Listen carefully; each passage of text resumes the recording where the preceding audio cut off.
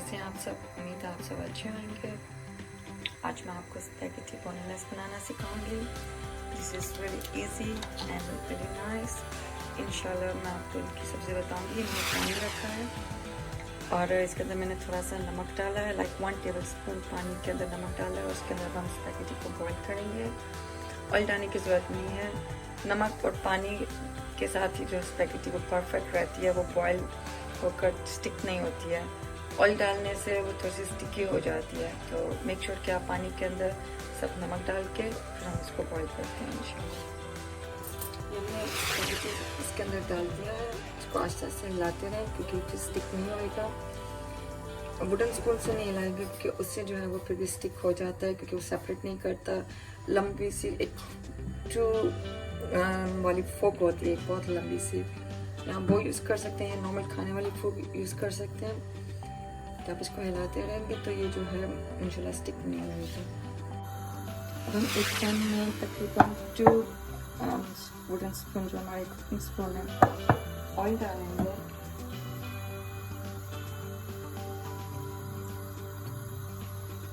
और अब हम इसके अंदर इट्स नॉट नेसेसरी कि आप डालें, लेकिन मैं डालती हूँ 1 chopped onion, fine chopped onion, 2 small, मेरे पास 2 small carrots थी तो मैंने 2 काट लिए। अगर आप पास 1 है तो आप 1 भी काट सकते हैं।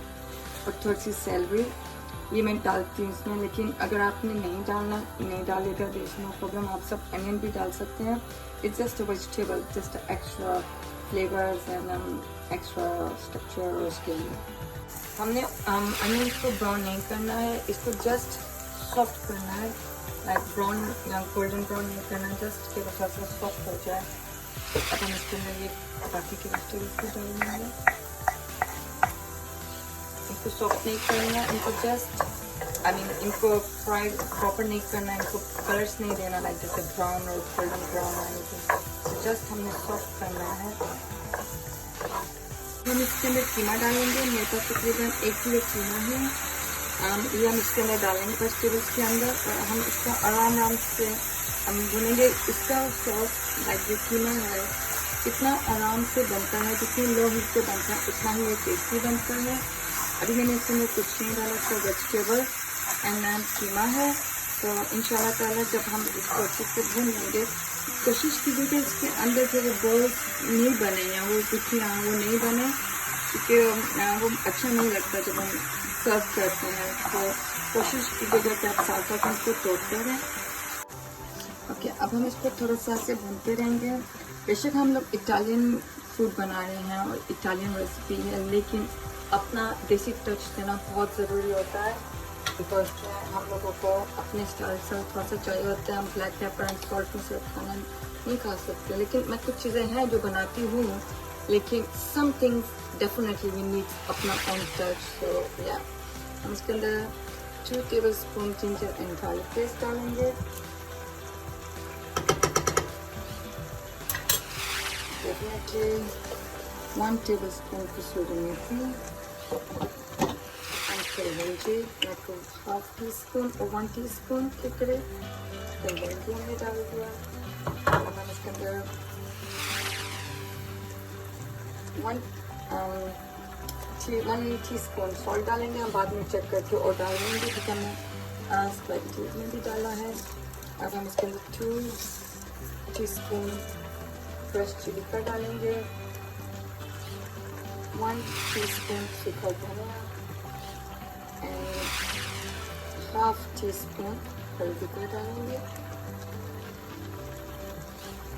जब ये थोड़ा सा भून जाए कीमा, तो अभी भी देखिए इसके अंदर पानी है, अभी भी ये प्रॉपर तरीके से ड्राई नहीं हुआ है। अभी हम इसको और भूनेंगे। मैंने जैसे लाइक आई सेड बिफोर कि आप जितना ज़्यादा इसको हल्की आंच पर पकाएंगे उतना ही मज़े का ये बनता है। अब हम इसके अंदर टमाटर, 3 टमाटर जो होते हैं चॉप, वो डाली तकरीबन 1/2 मेरे पास है, ये डालेंगे। उसको हम अच्छे से फिर से मिक्स करेंगे। इसको पकाने के लिए आपको लाइक बहुत इजी रेसिपी है, लेकिन थोड़ा सा एक्स्ट्रा टाइम देकर बनाएं तो ये बहुत टेस्टी बनेगी। इसको झटपट बनाने के लिए नहीं कीजिएगा, जितना टाइम देंगे उतना टेस्टी, उतना यम्मी बनेगी। ये देखिए मैंने इसको तकरीबन 20 to 25 मिनट्स के लिए अच्छे से भूना है। हर चीज़ आप देखिए मिक्स हो गया और मैंने अच्छा माई बेस्ट कि मैं इसके अंदर वो गुठियाँ बनने नहीं दी जो कीमे से बनती हैं, क्योंकि वो फिर नाइस नहीं लगता जब हम सर्व करते हैं। अब मैंने इसके अंदर टमाटर पेस्ट डालना है। टमाटर पेस्ट डाल करके हम इसको तकरीबन 10 to 20 मिनट्स के लिए हम इसको भूनेंगे। ये मैंने अभी इसको भून लिया है। वन मोर टिप, जैसे मैं आपको हमेशा हर चीज़ की एक टिप देती हूँ, इसकी भी एक वेरी इंपॉर्टेंट टिप है कि जब भी आप पास्ता या स्पैगेटी को आप बॉईल करें, कभी भी उसका सारा पानी नहीं फेंकें। उसका तकरीबन हाफ कप या 1 कप हमेशा सेव किया करें। वो बहुत अच्छा और बहुत बेनिफिट होता है उसके अंदर, और वो बहुत काम आता है चीज़ों को थिक करने के लिए। जैसे हम कीमा के सॉस के अंदर थोड़ा सा डालूंगी मैं, तकरीबन हाफ कप के करीब। वो ये हेल्प करेगा कीमा को थिक होने में। उसका सॉस है, it's a really important tip and it's very nice taste। इस तरह अगर आप पास्ता को भी कुछ लाइक कर रहे हैं, पास्ता के अंदर वेजिटेबल्स वगैरह भी डाल रहे हैं, एनीथिंग आप are you doing anything with the pasta, always save उसका पानी, ऑलवेज। आप उसको यही पानी आप पास्ता में भी डाल सकते हैं, उसका स्ट्रक्चर, उसको लुक, उसका टेस्ट उसको देने के लिए। So that's my tip for you. I hope कि आपके ये यूज़फुल होगी। अब इसके अंदर मैं तकरीबन ऑरिगेनो डालूंगी 1 टीस्पून के करीब। इसके अंदर मैं ऑरिगेनो डालूंगी।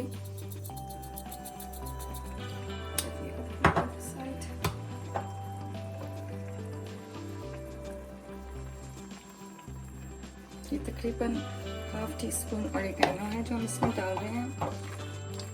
इसके बाद हम इसको तकरीबन मोर 15 मिनट्स के लिए इसको मैं भूनूंगी।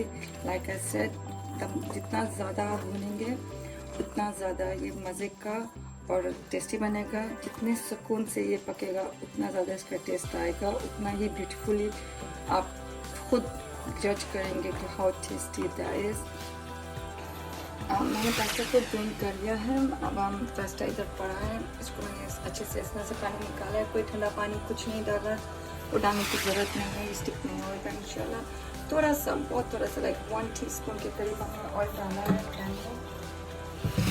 इसके अंदर ये पास्ता डाल देंगे।